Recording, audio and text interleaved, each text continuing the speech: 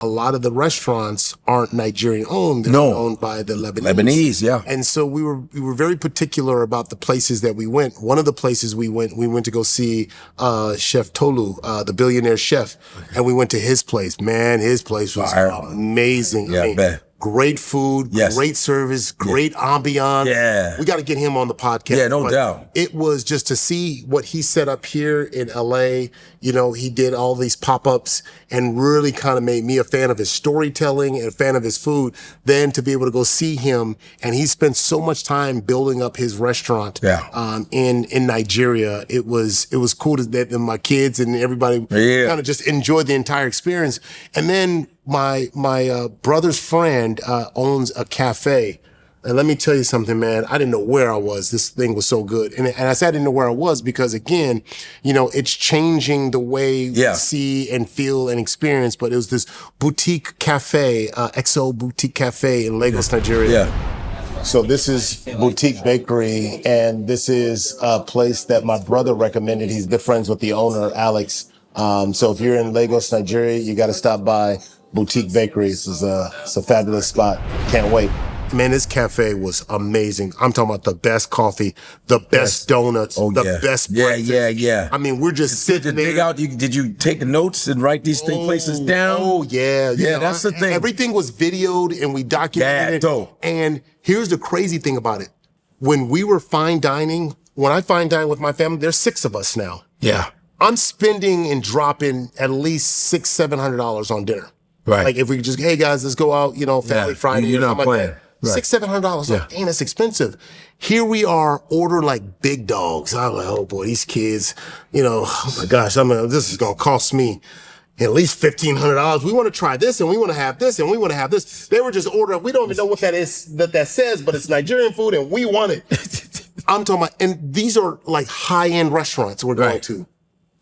$300, $275. We had a massive breakfast bread, $168. That I would never pay $168 in America because it's gonna be $500, $400. No doubt. I'm like, this is great. Yo, I mean, and this is, I mean, you'll see it like top of the line, and I'm going, man, the cost of living clearly is far more affordable. And this is something I had discussions with some of my friends. They're like, yo, man, it's just bad here in the States. And I'm going, you know what?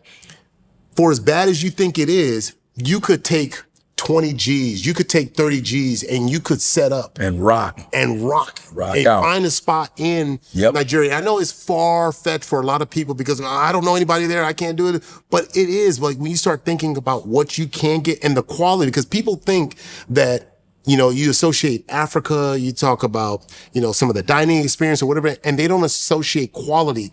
And that's why I was so intentional, because I wanted my kids to see that, yes, you're going to have your hole in the wall. No just doubt. Like we have our like hole here, in the wall. Yeah, you got your hole in the wall spot. Skid Row. I'm talking about the hole in the wall spot that will give you the best tacos in LA. Right? You go find the best tacos in LA. It's not going to be at some like beautiful spot, right? And it's called Skid Row. Skid Row hot dogs. I've never had that. No, but I showed them a variety of different things. Yeah, no doubt. That's great. That exposure, I think, gave my kids something to where when they go back to school and their kids are asking, hey, yo, the kids ask them, how was Africa? They're like, yo, man, it's not what you think it is, right? Because we had to. You never did that. Yeah, we did. You know? And then I showed them the other side. All right, so we're chilling here at Cilantro Botanical Gardens in Abuja, Nigeria. Pretty cool, very nice and serene. We were hoping to see some monkeys, but while we're just chilling, the gentleman asked me, he says, what would you guys like to drink? And we go, you know, pineapple, Sprite, and then he said Chapman, and I'm going, I said, what is that? And this is a Nigerian drink, special drink. It is the best drink I've ever had. This will be a drink that I'm gonna learn how to make, and I'll start making it in America. In fact, I'm gonna just bring it to America and just say, oh, I came up with it my own. You know what I mean? I don't know if I'm gonna get sued by Nigeria. Take a look at the rest of the Cilantro Park. Pretty beautiful.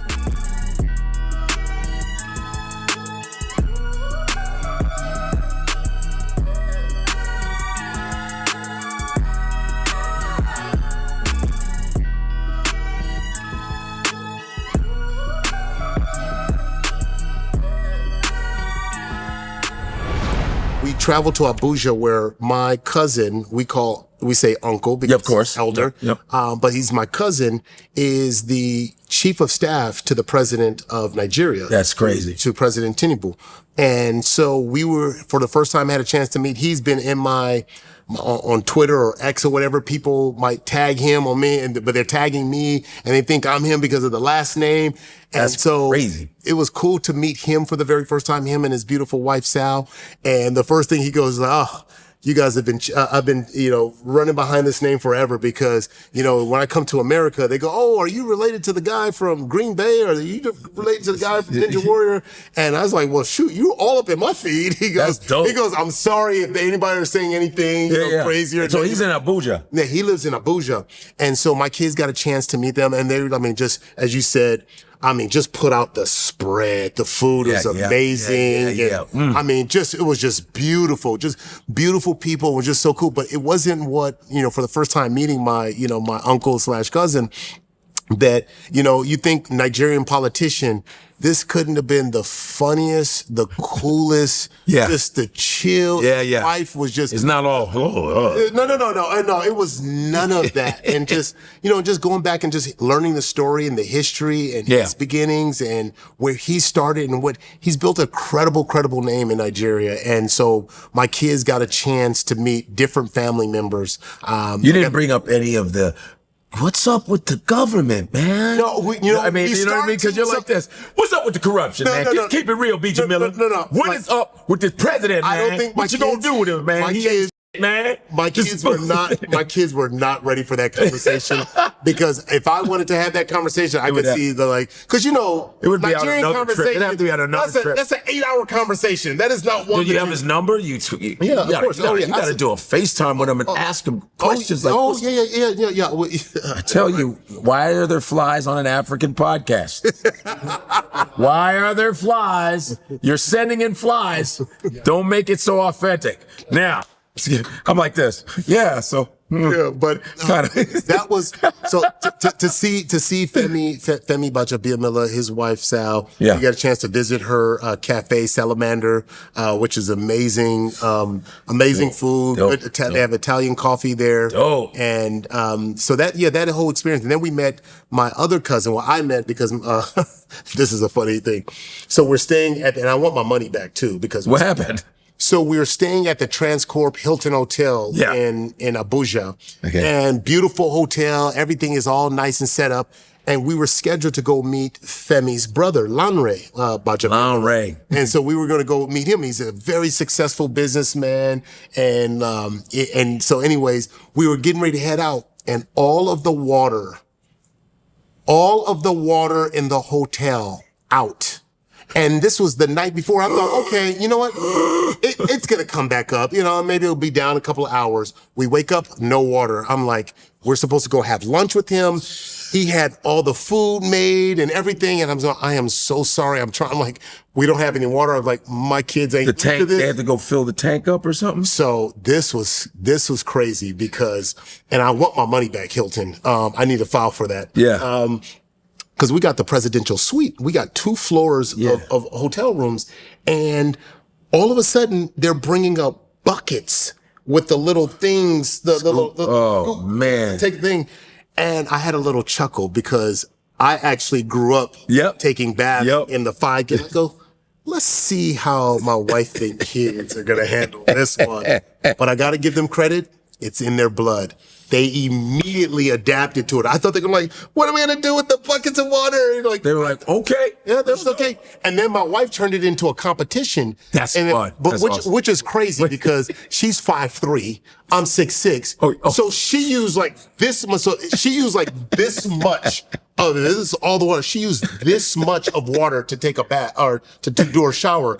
And then I got done, and it was down here. So it was like, you don't know how to conserve water. I thought you were Nigerian. That's just your forehead. Yo, it's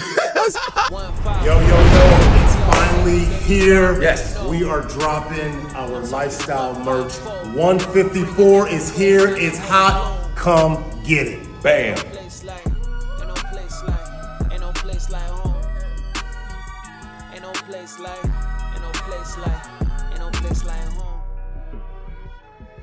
place like, ain't no place like home.